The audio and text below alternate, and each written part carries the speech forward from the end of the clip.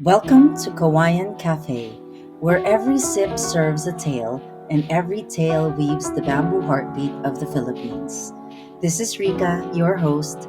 Dive in as we unfold the lush stories and sustainable trails of our beloved bamboo landscapes. Let's start with background, sir. Can you just briefly tell us how you started with bamboo? Okay, it all started sometime in 2005. I was practically forced to go to China to represent the Philippines in a area in what they call Zhejiang province, which is a bamboo province, one of the bamboo provinces of China. There is a lake, there's small lake. It was so dirty, nothing there. They put all the shoreline, all of it, around the watershed, in other words, with bamboo. After that, after so many years, the water became clear, and then people started to use the bamboo available as means of livelihood by cutting it and sending it to the factories. And that's how I started to appreciate and love the potentials of bamboo. And I said, in the Philippines, we don't, you know, take it for granted. So I said, okay, I'll just bring it to the Philippines. We'll see. Since I am a watershed manager at that time, I said, this is very important for me to be able to educate people in having this bamboo as a very quick solution, planting solution to cover the forested area of the watershed. That is how it all started. Then after that, the Chinese government sent me invitations to go there for 1 month workshop, and it became a regular thing every 3 years. So when I understood it, I said we better bring this to the Philippines because I saw the lives of people in the provinces in China improve a lot, a lot. And I said we can do this in the Philippines. That's how it all started. So basically, when you started, you were doing it because it was part of your job. It was part of the job, but I don't know anything about bamboo. I don't know anything about bamboo. And from there, I said, okay, I might as well read about bamboo, converse with experts in the academe, like the researchers, like Dr. Bertuccio, Dr. Tesoro, Dr. Lapis, Dr. Palihon. So I was getting all the information already, and I'm hooked with this and saying this is the plant, the miracle plant, and I always call it the grass of hope. That's the reason why we publish a book called The Grass of Hope. This is a beginner's reference book for people who want to go into bamboo. So, sir, kahit hindi na siya part ng job, you're still going around the whole Philippines promoting and advocating bamboo. Yeah, because I think with no government agency in the Philippines doing it, none. I said I have to do it as basically a service. As a government official at that time, I said might as well do it, and maybe some government agencies will take it from there. Yeah. Because to me, bamboo education is the key, the basic key to be able to improve our understanding of bamboo and be able to improve the people in the provinces. That is what I call poverty alleviation. So, in the 20 years that you've been doing this, can you name some of the key challenges that you've encountered? Okay, the key challenges, number one, in the agency, in the institution, nobody in the government is taking this an advocacy. I found out that foresters have no subject on bamboo because I found out it's a grass, Taurus grass. Number two, it's a minor forest product. Now they have classified it as a non-timber forest product. So I said, oh, if nobody's taking care of this, oh, I might as well do it as an advocacy. So that's how I started doing this. And then yung challenge, how did you overcome? I overcome this when people started appreciating it, and I now get some help from other people, from the private sector, encouraging me to go and do this. And finally, when we have this during the time of the end term of President Arroyo, she decided, and we were lobbying for it, she decided to sign an executive order. They call it Executive Order H79, creating the Philippine Bamboo Industry Development Council under DTI. Then when I left the government, I was invited as a regular member of the council, representing the private sector and the NGO. That is where I started giving all the inputs from my field work to some of the government agencies. That's how it started. So you've been going around all over the Philippines doing projects. Can you name one or a couple of projects that are most memorable to you, and why does it stand out for you? Number one, what is one of the most memorable projects is the Lubao Eco Park. It started with nobody trying to help and develop it as an eco park. After 3-4 years, when the bamboo started to grow, that is when people started recognizing it. And then we were able to attract help from the government agencies, the mayor, and so many other people like DTI. They were trying to help. We spent so much time, our effort in trying to do that as a benchmark facility for everybody to understand. Because here in the Philippines, it's always, to see is to believe. Yeah. That is one. The second project is the Bamboo Sanctuary in Baguio. That is really very challenging because we felt at the time that Baguio, Benguet needs this plant to prevent soil erosion, landslide. You see the terrain of Benguet, so steep. And we said that this monopodial bamboo, this is very invasive. And the roots really travel horizontally, 2 kilometers, 3 kilometers, and it binds loose soil. So we got this technical information from our Chinese mentors. So I said, okay, let's see and try to get some species from China. And we started growing it, and after so many years, it was pleasantly said, oh, wow, this is something. So when it grew, the bamboo, several species that we had, it looks like, when you go inside, it looks like as if you were in China forest or as if you're in Kyoto, Japan. And now it became a learning center for students so to understand what is climate change. Because when you talk to students of climate change, it's always vague, nothing to see, nothing to hold on. So I said, this is it.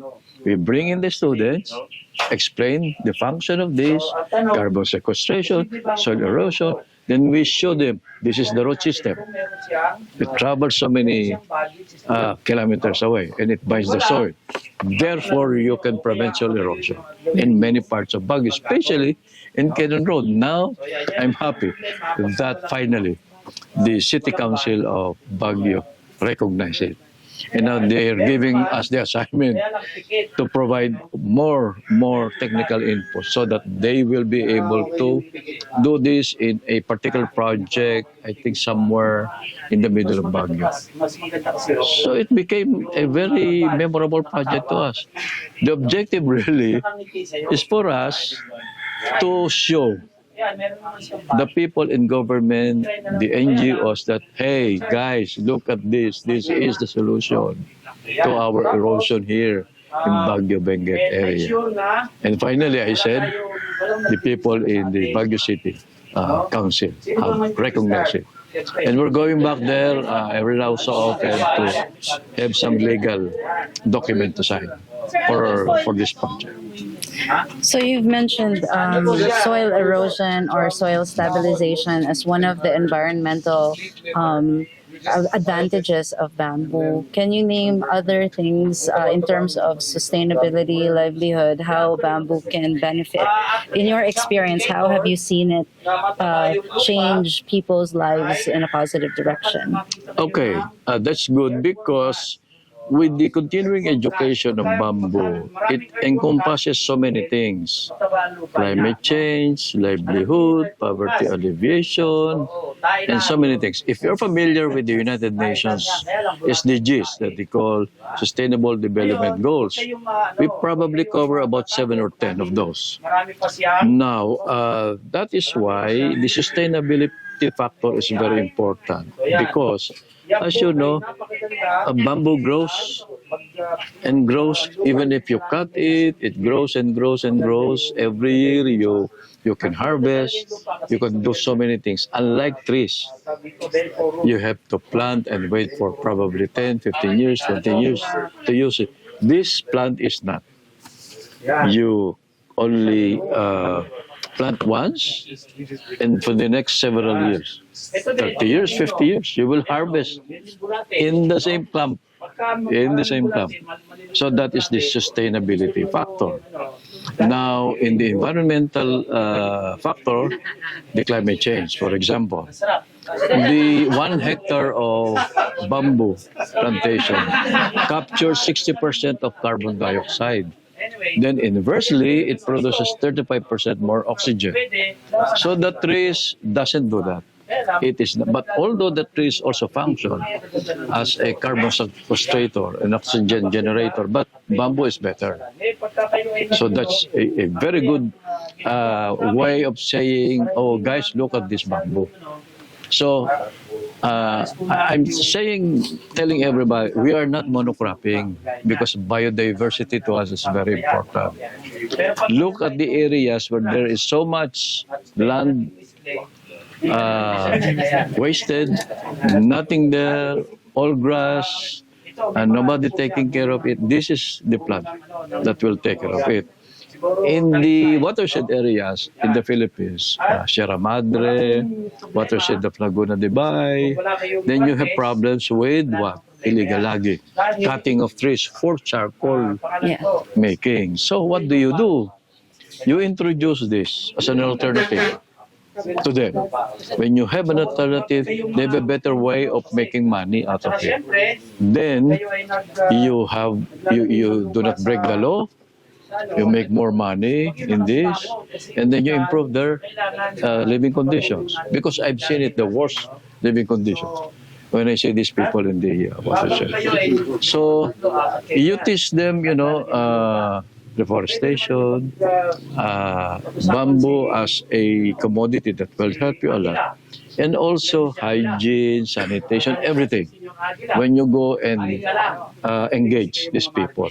So when you have this commodity with you, you bring with you something so they can see and they can touch. Instead of going there just saying, okay, we will conduct a seminar, give you an alternative. This is something that you can immediately tell them, oh, you have several resources here. This is money. You just have to learn the skills how to do it. That is what we're doing. And we are successful in the Marikina watershed and then the Ipodam watershed so far. So we want to duplicate it in many areas.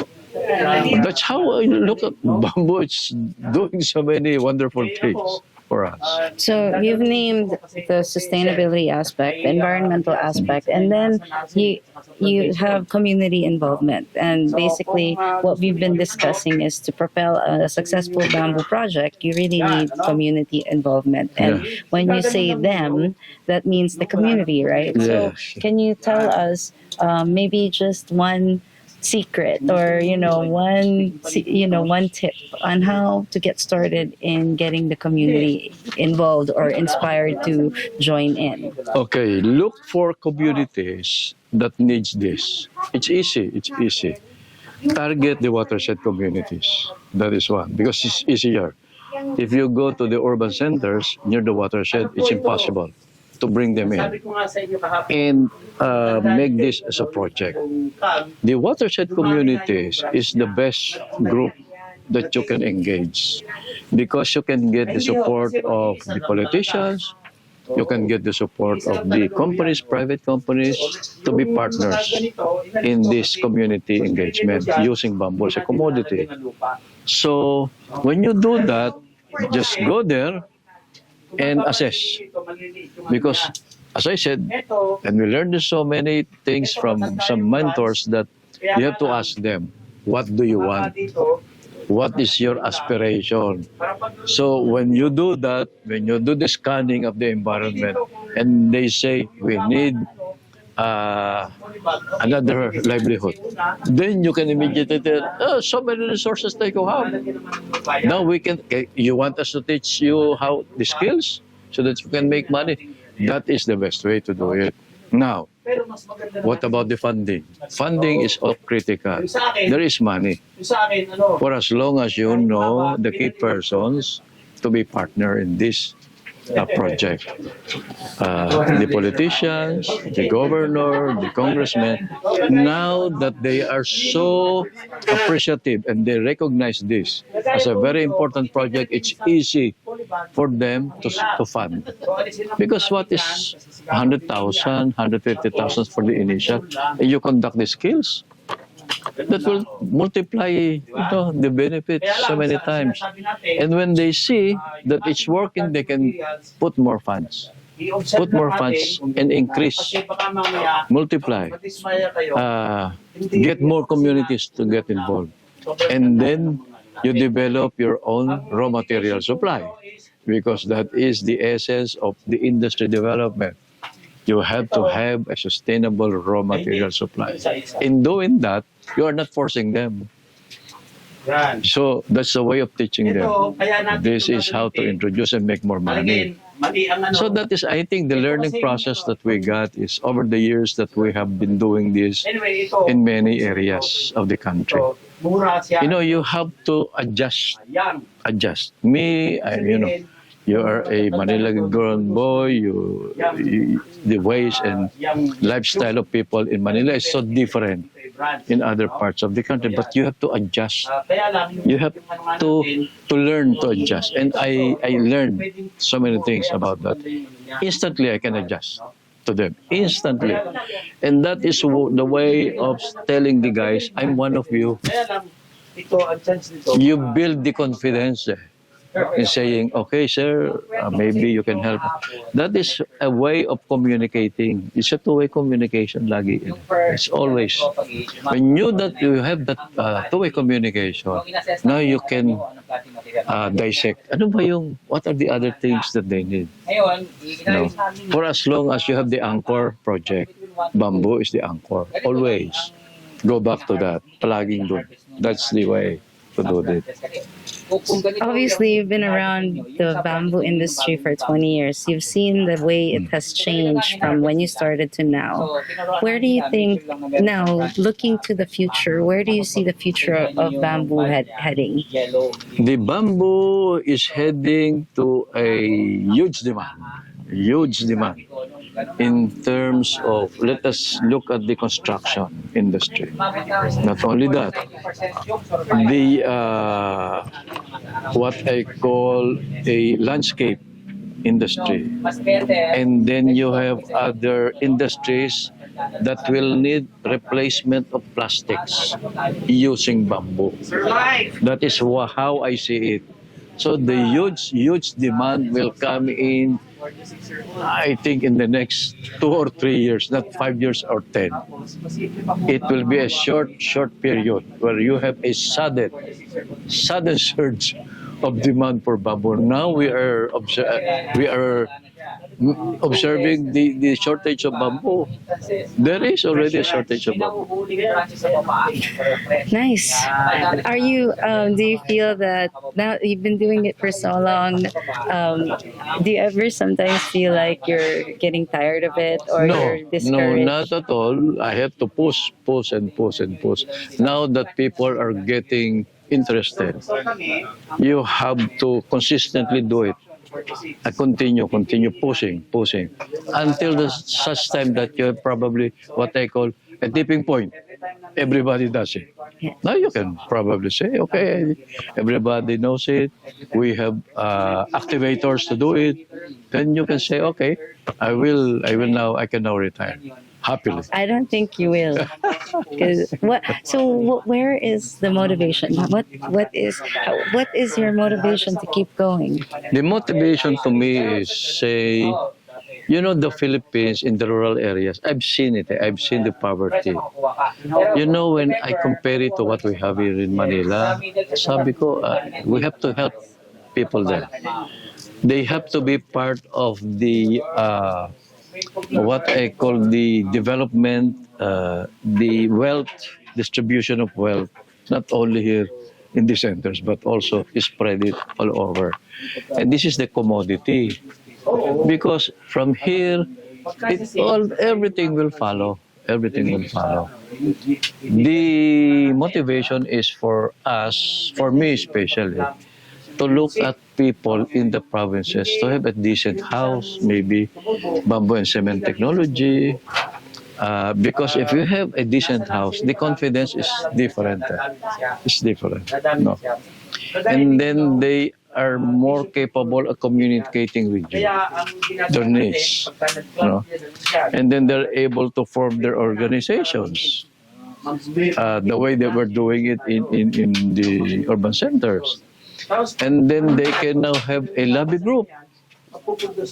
That is the best thing to do for people to understand, hey, the power is here in the provinces. We are your grassroots. And you have to take care of the grassroots. So imagine, farmers, rice farmers. I'll digress a bit. Rice farmers. They are producing the food, but can they afford the best variety? No, they cannot. Can they afford other things that some urban guys are having? No, they cannot. Ito yung food producers, but they are so poor. If you go and see the people in the mountains, you will cry. Because how can they survive? No sanitation, dilapidated house, or no house at all. Just leaves from branches and sheets of metal.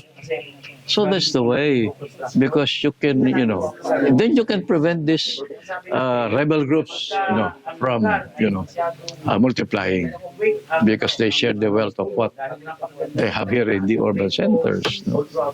Maybe my education, my upbringing, perhaps, and my exposure to civic organizations like Rotary. Kasi kami, service above self, siyempre. In many schools, gano'n din, palaging service, man for others, mga ganyan. No? So, pwede mo naman, you can embrace that naman as a citizen. Me, I'm almost boarding. But you have to have a legacy.